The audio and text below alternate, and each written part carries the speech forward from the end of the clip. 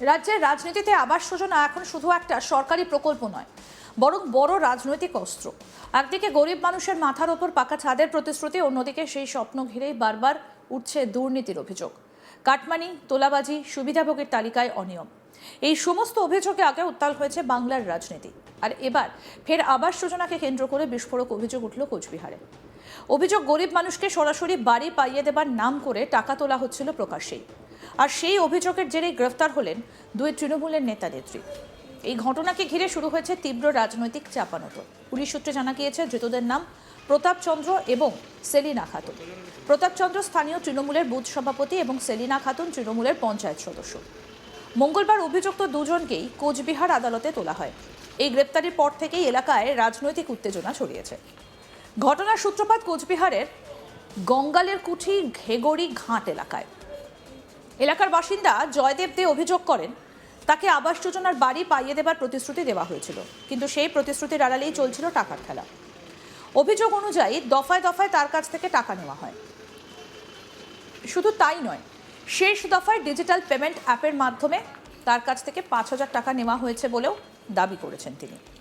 জয়দেবদের অভিযোগ, প্রথমে তাকে আশ্বাস দেওয়া হয়েছিল খুব দ্রুত সরকারি বাড়ির অনুমোদন মিলবে, সেই বিশ্বাসেই তিনি টাকা দিতে শুরু করেন।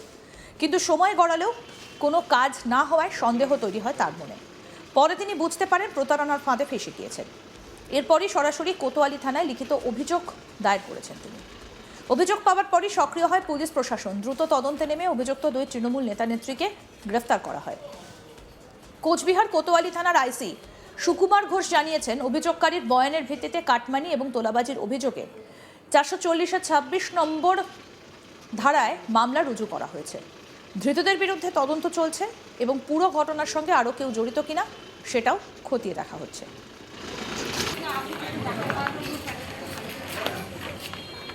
এই ঘটনার সামনে আসতে এই রাজনৈতিক মহলে শুরু হয়েছে জোর চর্চা। বিরোধীদের অভিযোগ, আবাস যোজনাকে কেন্দ্র করে দুর্নীতি এখন রাজ্যের গ্রামাঞ্চলে প্রাতিষ্ঠানিক রূপ নিয়েছে।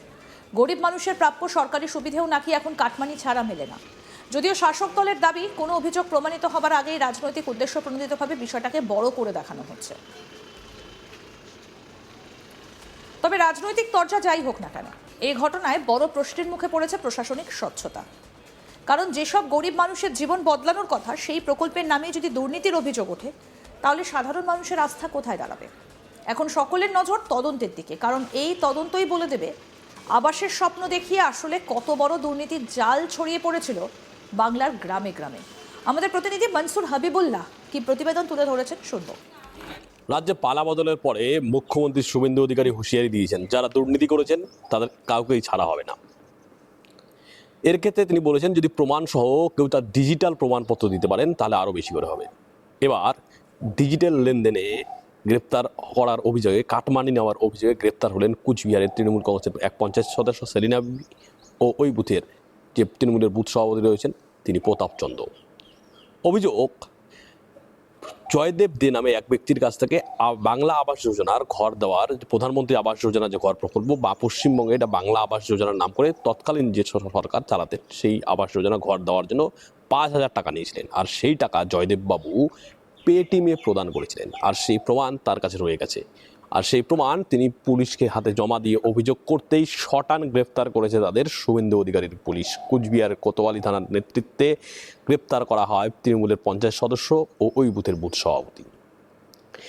পুলিশ প্রাথমিক তদন্তে জানতে পেরেছে যে ওই বুথ থেকে আরও একাধিক জনের কাছ থেকে কিন্তু ঘরের কাটমানি নেওয়া হয়েছে। এই কাটমানি নেওয়ার থেকে, তোলা থেকেই নাকি তৃণমূল কংগ্রেস বিভিন্ন মৎসব করত, বুথ সম্মেলন থেকে একাধিক কাহিনী করা হতো বলে কোথাও অনেক তথ্যই গড়ে উঠেছে। রাজ্যের পট পরিবর্তনের পরে যারা কাটমানি নিয়েছেন তাদের বাড়িতে ঘিরে কিন্তু একাধিক জায়গায় বিক্ষোভ হচ্ছে। আমরা দেখতে পেয়েছি দিনহাটার পুটিমারি 1 গ্রাম পঞ্চায়েতের উপপ্রধান প্রিয়ঙ্কর রায়ের বাড়িতেও কিন্তু যারা উপভোক্তা তারা এসে বিক্ষোভ দেখিয়েছেন। 10,000 টাকা কারো কাছে নেওয়া হয়েছে, কারো কাছে 20,000 টাকা নেওয়া হয়েছে, এমনকি বালি মাফিয়াও ছিলেন প্রিয়ঙ্কর রায় বলে অভিযোগ করেছেন স্থানীয়রা। কান্না ভেজা চোখে বৃদ্ধা দাবি করেছেন, তার যদি ওই 10,000 টাকা বা 20,000 টাকা ফেরত দেওয়া হয় তাহলে তাদের ঘরের কাজটা সুন্দরভাবে সম্পূর্ণ হবে। প্রথম কিস্তির যে 60,000 টাকা আসে, সেখান থেকেই তৃণমূল কংগ্রেসের নেতারা কোথাও 10,000, 20,000, 30,000 অবধি টাকা নিয়ে নিয়েছেন। আর এই অর্ধেক টাকায় কেমন করে উঠবে সেই ঘরের কাজ, এ নিয়ে কিন্তু চিন্তায় উপভোক্তারা। সরকার পরিবর্তন হয়েছে, শুভেন্দু অধিকারীর নেতৃত্বে বাংলায় নতুন সরকার গঠন হয়েছে।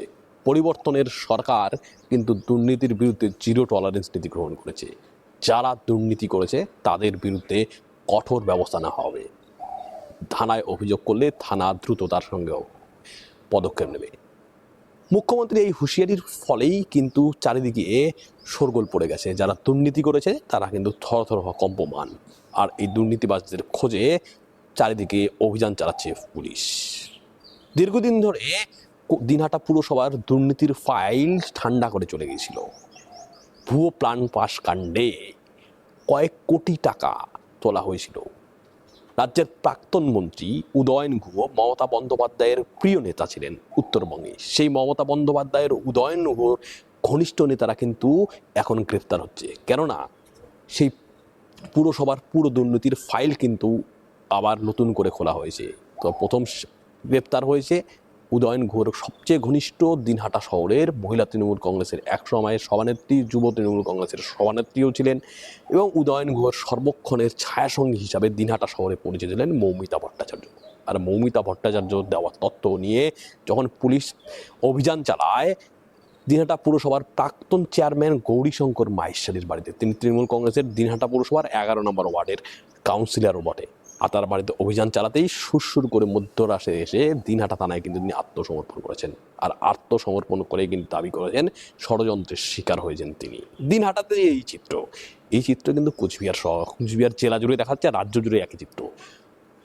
সাধারণ মানুষের কাছ থেকে বাংলার বাড়ি আবাস টাকা কিন্তু তৃণমূল নেতারা নিয়েছেন। সেই টাকা দিয়ে এবার ফেরত চাইছে, কেননা এই 10,000 20,000 টাকা কিন্তু এই যে বহুমূল্যের বর্তমান দিন দিন দাম বাড়ছে জিনিসপত্রের, যে হিসাবে ইট বালি পাথরের যে দাম, সেই দামে 60,000 টাকা দিয়ে ঘরের যে ভিত স্থাপন সত্যিই কষ্টকর হয়ে দাঁড়ায়।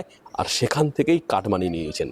অতএব নিজের টাকা ভর্তুকি দেওয়ার পর অনেকে কিন্তু ঘর তুলতে পেরেছেন, অনেকে কিন্তু করতে পারেননি। এবার যারা ঘর তুলতে পারেননি বা নিজের টাকা ভর্তুকি দিয়ে সরকারি আবাসের ঘরের টাকা তুলেছেন, তারা কিন্তু তৃণমূল কংগ্রেসের নেতাদের বাড়ি ঘেরাও করছেন। একই চিত্র কিন্তু প্রতিদিন কুচবিহার জেলায় ঘুরে উঠছে। কখনো দিনহাটা, কখনো কুচবিহার, কখনো শীতলকুচি, কখনো মাথাভাঙার একই চিত্র। বিভিন্ন তৃণমূল কংগ্রেসের প্রধান, পঞ্চায়েত বুথ সভাপতি নেতার বাড়িতে কিন্তু বিক্ষোভ দেখাচ্ছে সাধারণ মানুষ, তাদের আবাস যোজনার যে কাটমানি দিয়েছেন সেই কাটমানি ফেরতের দাবিতে। কোচবিহার জেলা দিনহাটা পুরসভা একসময় রসিদ দিয়ে কাটমানি নিত এই আবাস যোজনার থেকে। দিনহাটা পুরসভার যে উন্নয়ন প্রকল্প বাবদ অনেক সময় 20,000, 10,000, 15,000 করে টাকা নেওয়া হয়েছে বলে অভিযোগ তুলেছিলেন উপভোক্তারা। সেই সময় নিয়ে, সেই ঘটনা নিয়ে কিন্তু হাইকোর্টেও মামলা রুজু হয়েছে। দুর্নীতির ফাইল যখন একের পর এক আবাস যোজনার খোলা হচ্ছে, পরবর্তীতে কোন ফাইল খোলা হবে তা নিয়ে কিন্তু জল্পনায় রয়েছে কোচবিহার জেলায়। আরও আপডেট পেতে দেখতে থাকুন আজ তাক বাংলা, সাবস্ক্রাইব করুন।